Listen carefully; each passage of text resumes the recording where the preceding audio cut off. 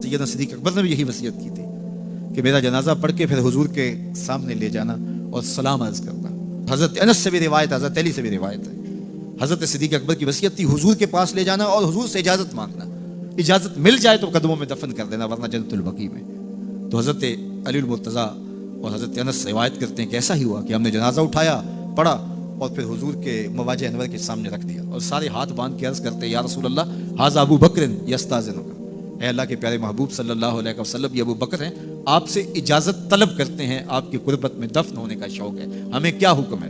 تو اس وقت حجرہ عائشہ تھا، یہ گنبد خضرا نہیں بنا ہوا تھا، صرف حجرہ تھا، اس کو تالا لگا تھا، چابی حضرت عائشہ کے پاس ہوا کرتی تھی رضی اللہ تعالی عنہ، تو تالا لگا ہوا تھا اور لوگوں نے رکھ کے یہ عرض کیا، تو پھر کیا ہوا کہ وہ تالا خود بخود کھلا، پھر کنڈی بھی خود بخود کھلی، اور پھر جو دروازہ تھا وہ خود بخود کھلا اور اندر سے آواز آئی اوصل الحبیب الی الحبیب لان الحبیب الی الحبیب مشتاق، یار کو یار سے ملا دو، یار تو پہلے یار کا انتظار کر رہا ہے۔ تو قبر انور سے یہ آواز آئی، حضور کے روضہ انور سے یہ آواز آئی، اور ہمارا عقیدہ ہے اور مسلمہ عقیدہ ہے اور تمام امت کا عقیدہ ہے کہ حضور اپنی قبر میں زندہ ہیں۔ یہ بعد میں فتنہ پیدا ہوا حضور علیہ السلام کے حوالے سے، یہ جو معاذ اللہ میری زبان وہ بوجھ نہیں اٹھاتی جو لوگ کہتے ہیں، یہ حضرت شیخ عبد الحق محدث دہلوی علیہ رحمہ نے لکھا ہے تتمہ مدارج النبوہ میں۔ آپ کہتے ہیں اللہ کا شکر ہے بہت سارے معاملات میں امت میں اختلاف پیدا ہو گئے، لیکن اللہ کا شکر ہے کہ اس معاملے میں تو کوئی اختلاف نہیں کہ حضور اپنی قبر انور میں زندہ ہیں۔ یہ حضرت شیخ نے لکھا ہے، تو اس کا مطلب ہوا کہ یہ بات کا اختلاف ہے، تو حضور علیہ السلام اپنی قبر انور میں زندہ ہیں۔ حضرت ابو درداء رضی اللہ تعالی عنہ نے جب آقا کریم نے درود و سلام کی ترغیب دی تو کہا حضور جب آپ انتقال کر چکے ہوں گے تو کیا ہم اس وقت بھی آپ پہ درود پڑھیں؟ تو حضرت ابو درداء نے جب حضور سے پوچھا، ابن ماجہ کی روایت ہے، تو کہا حضور جب آپ وصال کر چکے ہوں گے تو درود و سلام اس وقت بھی جاری رکھیں؟ تو آقا کریم علیہ السلام نے ارشاد فرمایا انما حرم علی الارض ان تاکل اجساد الانبیاء فنبی اللہ حی یرزق، فرمایا ہاں بعد میں بھی میرے پر درود جاری رکھنا، اللہ نے مٹی پہ حرام کر دیا ہے کہ وہ نبیوں کے جسم کو کھائے، نبی قبروں میں زندہ ہوتے ہیں ان کو رزق دیا جاتا ہے۔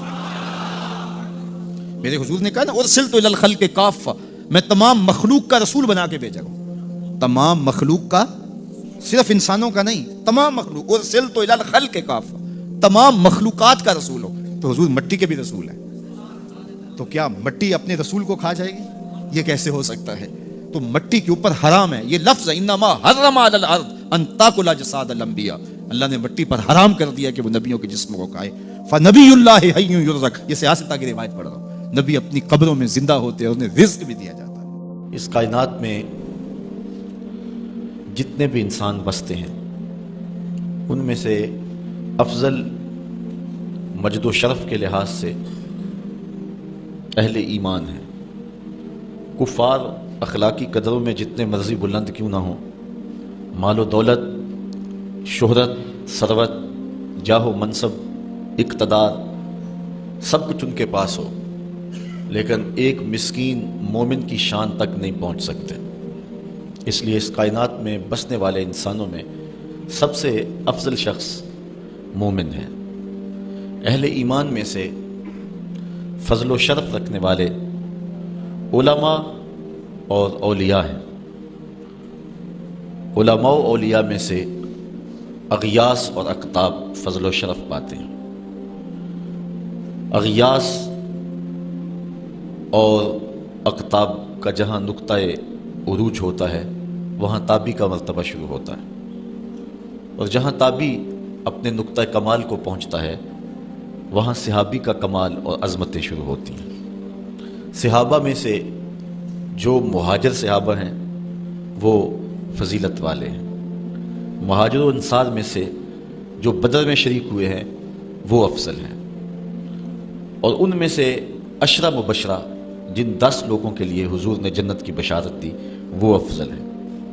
ان 10 لوگوں میں 4 اصحاب افضل اور مرتبہ و مقام سے اعلیٰ ہیں، اور ان 4 میں سے سب سے افضل حضرت ابو بکر صدیق رضی اللہ تعالیٰ عنہ۔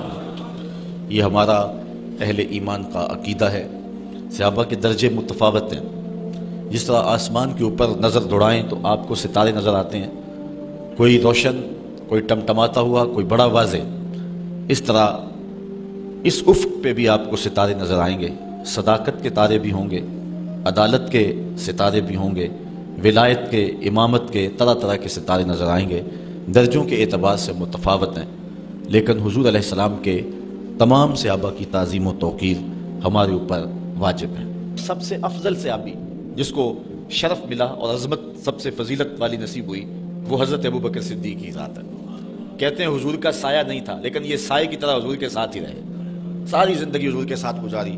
بدر کے بھی ساتھی ہیں، قبر کے بھی ساتھی ہیں، غار کے بھی ساتھی ہیں، اور حد ہو گئی مزار کے بھی ساتھی ہیں۔ جے شک ہووی تے چل مدینے آ ویخ لے جوڑ مزاراں دا بن یار نبی دیاں یاراں دا۔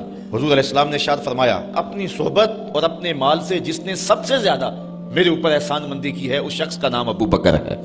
بلکہ حضور نے فرمایا کہ جس شخص نے بھی میرے اوپر کوئی احسان کیا ہے میں اس کے احسان کا بدلہ اس کو دے چکا ہوں، لیکن ایک ابو بکر ہے جس کے احسانات کا بدلہ کل قیامت کے دن اللہ ہی عطا فرمائے گا۔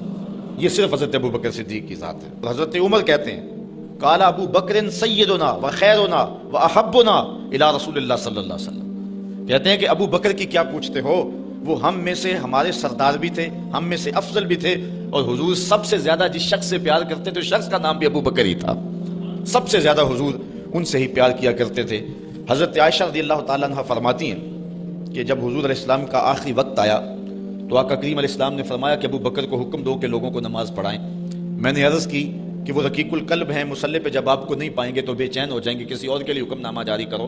حضور علیہ السلام نے فرمایا کسی قوم کے لیے مناسب ہی نہیں ہے کہ ابو بکر ان کے اندر رہتے ہو اور امامت کوئی اور کروائے، ابو بکر کا حق ہے کہ وہ امامت کروائیں۔ حضرت عمر رضی اللہ تعالیٰ عنہ سے ایک روایت سنیے، کہتے حضور نے ایک مرتبہ فنڈ کے لیے ارشاد فرمایا کہ لاؤ راہ خدا میں پیش کرو، تو میرے پاس اتنی خوشحالی تھی کہ اتنی کبھی خوشحالی ہوئی نہیں تھی، تو میں نے کہا اگر ابو بکر سے بڑھ سکتا ہوں تو آج بڑھ سکتا ہوں۔ میں گیا اور آدھا مال لے آیا۔ حضور نے پوچھا عمر گھر والوں کے لیے کیا چھوڑا ہے؟ میں نے کہا اتنا ہی چھوڑا ہے، آدھا لے آیا ہوں آدھا چھوڑا ہوں۔ کہتے ہیں پھر ابو بکر سارا مال ہی سمیٹ کے لے آئے۔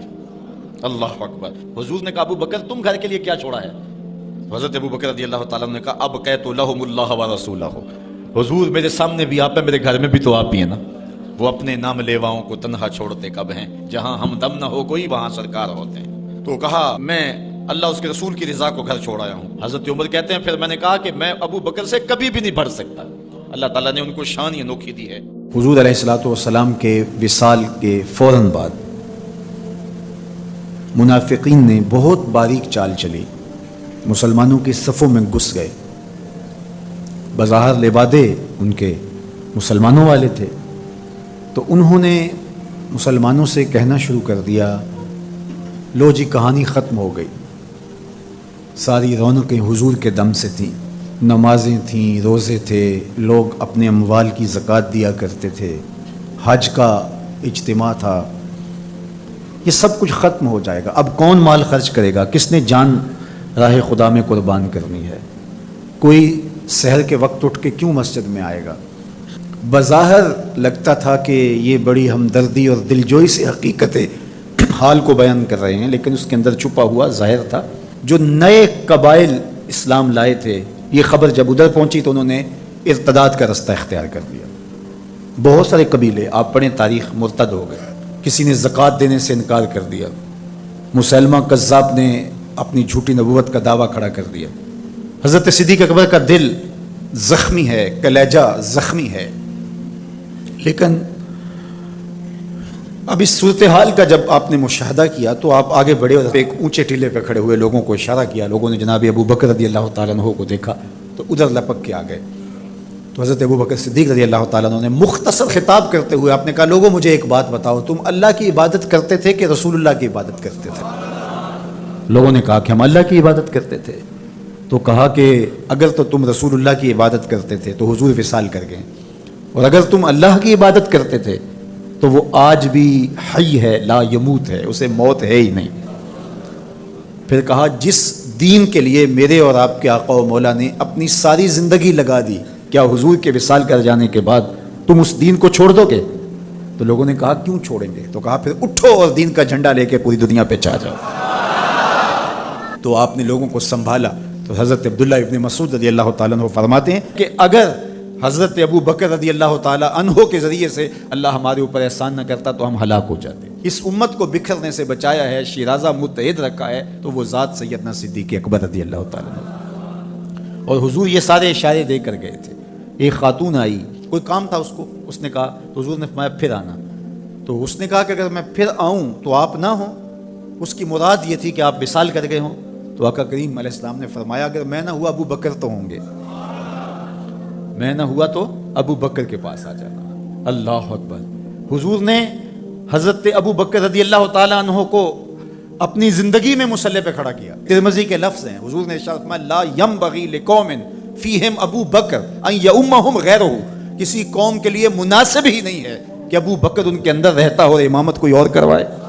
مروا ابا بکر فلیصلی بالناس, ابو بکر کو حکم دو کہ وہ لوگوں کو نماز پڑھائے. اور پھر مصلی پہ جا کے حضرت ابو بکر کھڑے ہوئے. 17 نمازیں حضور علیہ الصلوۃ والسلام کی حیات طیبہ کے اندر حضرت ابو بکر نے پڑھائی.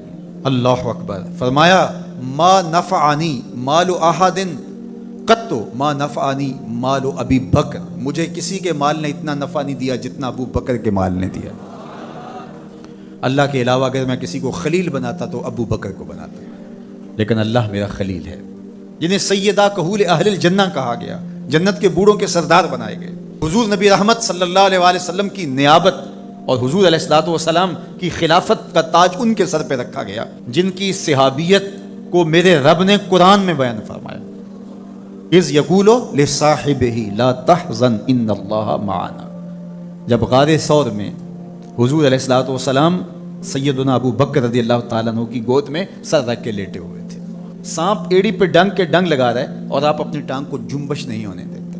آنکھوں کا ہلکا توڑ کے آنسو حضور کے رخسار پہ گرتے ہیں اور آقا کریم بیدار ہوتے ہیں اور بیدار ہو کے پوچھتے ہیں مالک یا ابا بکر, ابو بکر کیا ہوا؟ ادب کے اس قرینے کو جناب سیدنا صدیق اکبر نہیں بھولتے. کہتے ہیں فدا کا امی و ابی یا رسول اللہ, لو دیکھ تو حضور میری ماں بھی آپ کے قدموں پہ قربان جائے, میرا باپ بھی آپ کی راہوں پہ نچھاور, میرا قبیلہ میرا خاندان آپ کے قدموں پہ قربان, مجھے سانپ نے ڈس لیا ہے. تو محبت کا یہ اسلوب اور الفت کا یہ طریق آپ کو یہاں ملے گا کہ انداز الفت نہیں چھوڑتے. تو سانپ کا کام تو ڈسنا ہے, چاہے وہ غار میں ڈسے یا اسلام آباد میں بیٹھ کے ڈنگ لگائے, وہ تو ڈستا رہے گا. لیکن ابو بکر حضور کی محبت کے ترانے پڑھتا رہے گا. سیدنا صدیق اکبر کی سب سے بڑی آرزو جب پوچھی گئی تو وہ یہی تھی کہ آنکھیں میری ہوں چہرہ حضور کا ہو, نہ چہرہ ہٹے نہ آنکھیں تھکیں, دیکھتا رہوں اور دیکھتا رہوں. اس واقعہ کی حکایت قرآن نے بیان کی ہے. اذ یقول لصاحبہ, صحابی کا ٹائٹل قرآن نے حضرت سیدنا صدیق اکبر کے نام کیا ہے. اس لیے حضرت سیدنا صدیق اکبر کی صحابیت کا انکار کفر ہے. جو حضرت صدیق اکبر کو کافر کہتا ہے وہ خود کافر ہے, اس لیے کہ ان کا ایمان, ان کا اسلام اور ان کی صحابیت قرآن کی قطعی نص سے ثابت ہے اور ان لفظوں کے ساتھ ثابت ہے. اذ یقول لصاحبہ لا تحزن, کہا گھبرانے کی ضرورت نہیں, ان اللہ معنا, اللہ ہمارے ساتھ ہے, اللہ ہمارے ساتھ ہے. اور پھر کہا وثانی اثنین اذ ہما فی الغار, دو میں سے دوسرا. اللہ اکبر. اللہ نے دو میں سے دوسرا کہا ہے, یہ شان ہے سیدنا صدیق اکبر جو ثانی اثنین ہیں غار میں.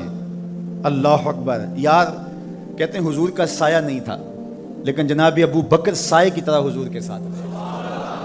قبر کے بھی ساتھی, بدر کے بھی ساتھی, سفر کے بھی ساتھی, حضر کے بھی ساتھی. تو حضرت صدیق اکبر رضی اللہ تعالیٰ عنہ کی صحابیت قطعی نص سے ثابت ہے, اور سیدنا صدیق اکبر رضی اللہ تعالیٰ عنہ حضور علیہ الصلوۃ والسلام کے خسر ہیں. حضرت سیدنا صدیق اکبر رضی اللہ تعالیٰ عنہ کا دایاں ہاتھ حضور نے اپنے ہاتھ میں پکڑا ہے اور بایاں حضرت عمر کا ہاتھ پکڑا ہے. اور حضور ایسے مسجد نبی سے باہر نکل رہے ہیں اور کوئی شخص داخل ہوا تو فرمایا قیامت کے دن ہم ایسے ہی اٹھائے جائیں گے, دائیں ہاتھ میں ابو بکر کا ہاتھ ہوگا, بائیں ہاتھ میں عمر کا ہاتھ ہوگا. اللہ اکبر. یہ ہیں حضرت ابو بکر رضی اللہ تعالیٰ.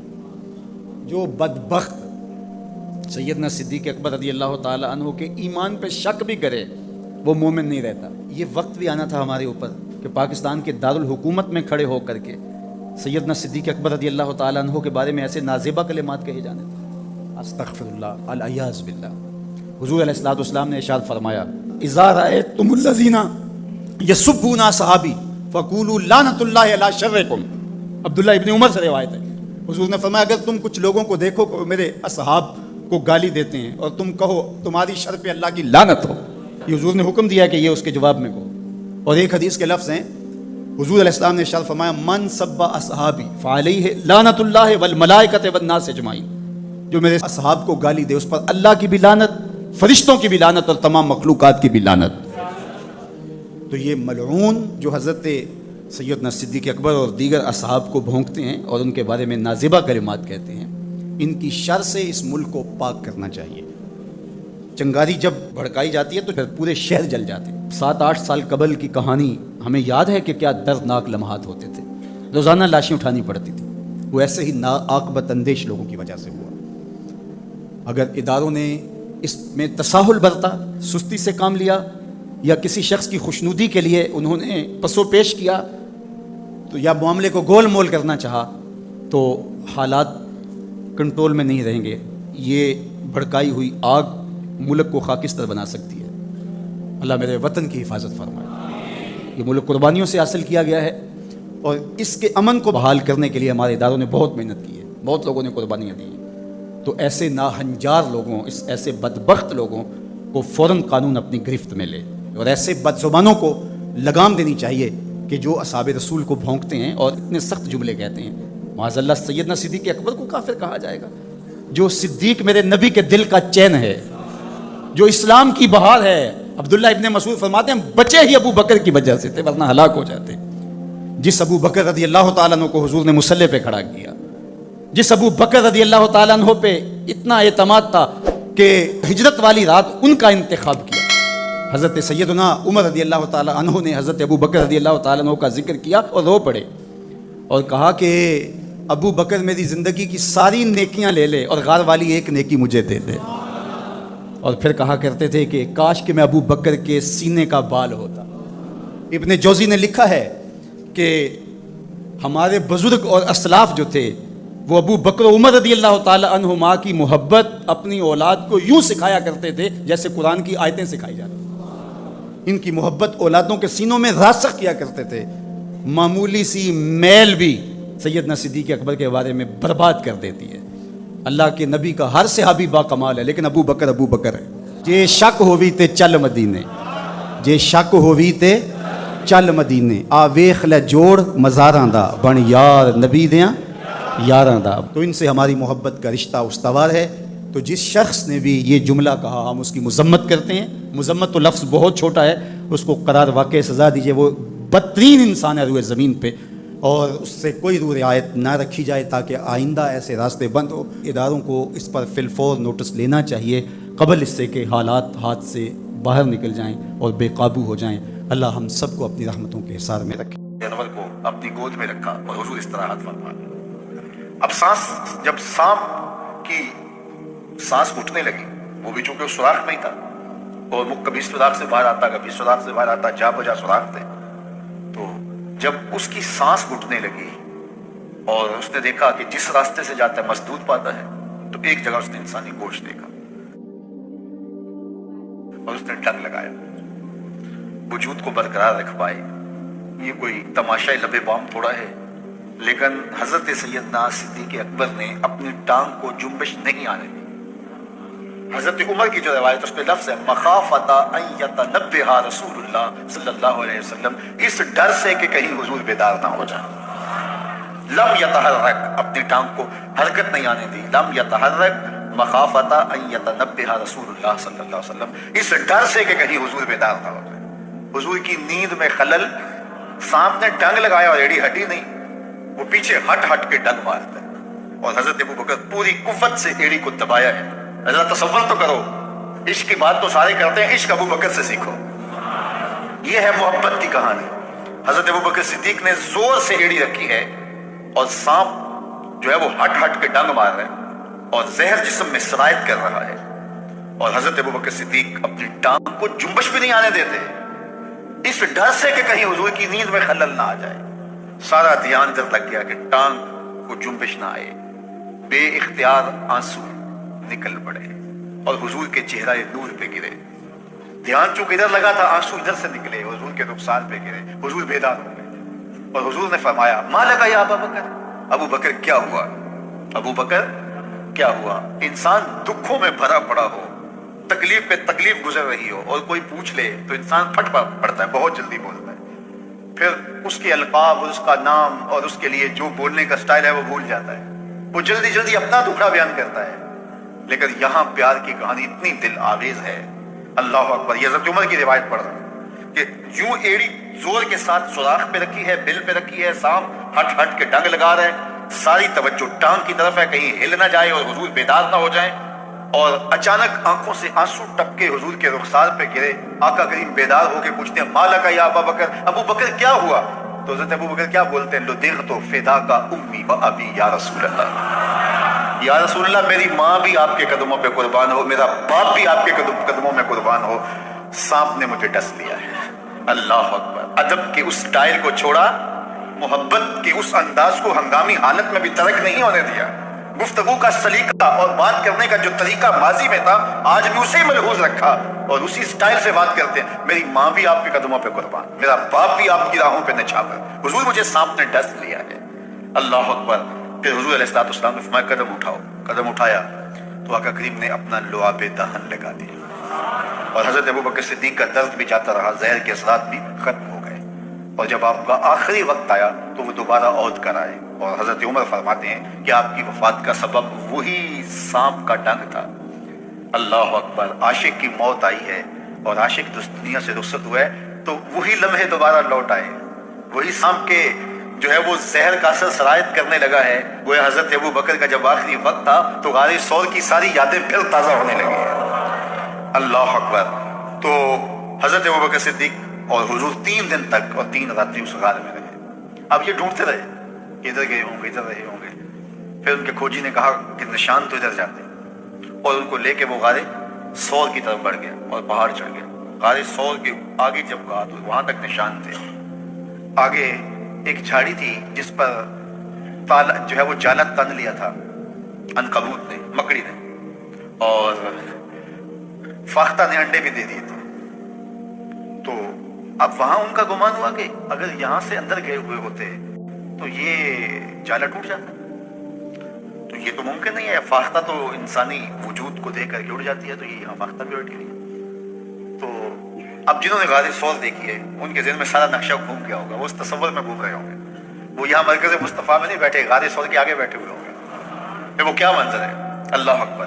تو غار اوپر سے نیچے آتی ہے اور نیچے تھانا ہے غار کا، اور جو غار کے اندر بیٹھے ہو سامنے جو پلیٹ فارم بنا ہوا ہے اس کے اوپر چلتے پھرتے باتیں کرتے وہ سارے لوگ نظر آتے ہیں اوپر والے کو جو غار کے اندر بیٹھے، اور جو باہر ہیں ان کو غار کے اندر کچھ نظر نہیں آ رہا۔ ایک تو غار کے اندر اندھیرا، اور دوسری بات اگر دیکھنا بھی چاہیں تو جھک کر کے دیکھنا پڑتا ہے، اپنے نیچے جھکیں اور پھر اندر دیکھیں تو کچھ دکھائی دے گا، اور وہ نہیں دیکھ رہے تھے۔ تو حضرت ابو بکر صدیق رضی اللہ تعالیٰ عنہ نے جب دیکھا مشرکین چل رہے ہیں، ان کی آوازیں بھی آ رہی ہیں، تو حضور سے کہا کہ حضور یہ کیا ہوا؟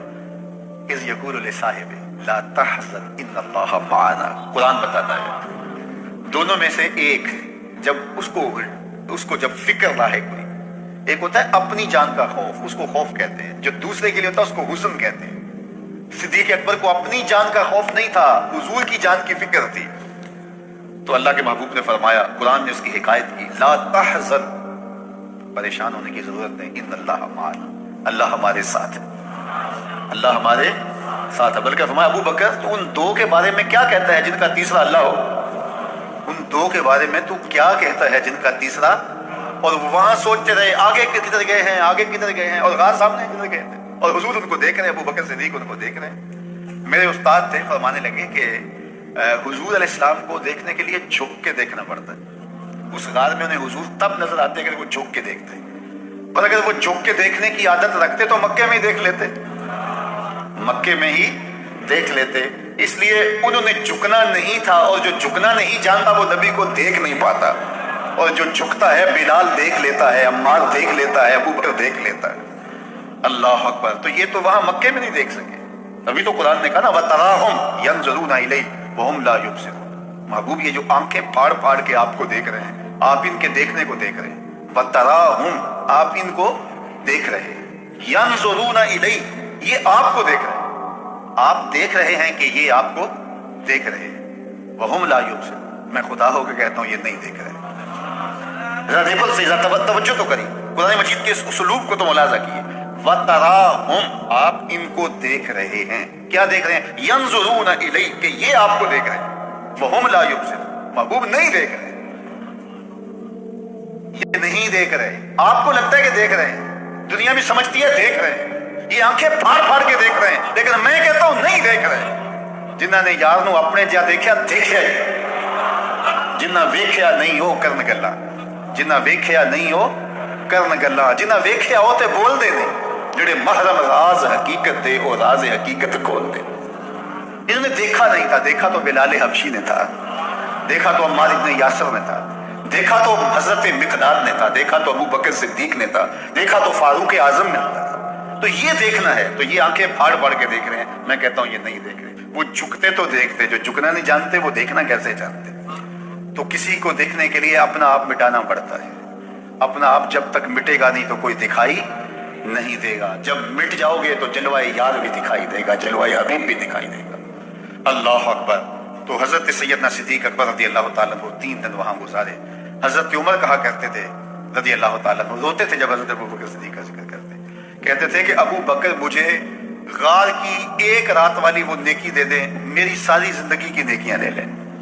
عمر مومنین سیدہ عائشہ رضی اللہ تعالیٰ عنہ فرماتی ہیں ایک دن تاروں بھری شب تھی اور حضور علیہ السلام میرے کاشانہ نور میں تھے، کاشانہ رحمت میں تھے، تو ایسے تاروں پہ نظر پڑی تو میں نے حضور سے سوال کیا، حضور تاروں جتنی نیکیاں بھی کسی کی ہوں گی؟ چمکتے ہوئے ستارے، تا حد نظر پھیلا ہوا آسمان، تو بے سختہ میں نے کہا حضور ستاروں جتنی نیکیاں بھی کسی کی ہوں گی؟